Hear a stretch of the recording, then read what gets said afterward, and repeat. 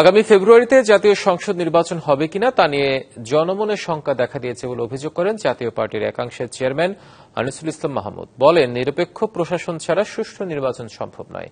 শনিবার দুপুরে রাজধানীর গুলশানে জাতীয় যুব সংহতির প্রতিনিধি সম্মেলনে এসব কথা বলেন আনিসুল ইসলাম মাহমুদ। সংবিধানকে পরিবর্তন করতে হলে আগে নির্বাচন দিতে হবে বলেও মন্তব্য করেন তিনি। গেল ৩৪ বছর জাতীয় পার্টিকে সঠিক ধারায় রাজনীতি করতে দেয়া হয়নি বলে অভিযোগ করেন তিনি। দলের মহাসচিব রুহুল আমিন হাওলাদার বলেন, জিএম কাদের পুরোপুরি অগণতান্ত্রিক প্রক্রিয়ার মধ্য দিয়ে দলের দায়িত্ব নিয়েছেন, যা জাতীয় পার্টির গঠনতন্ত্র পরিপন্থী।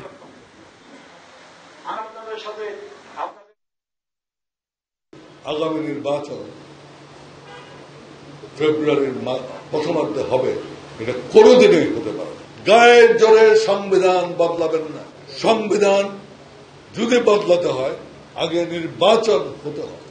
গঠনতন্ত্র মোতাবেক আমাদের কাউন্সিল হয়েছে, সকল কিছু লিখে আমরা নির্বাচন কমিশনে আমাদের লাঙ্গলের কথা বলেছি।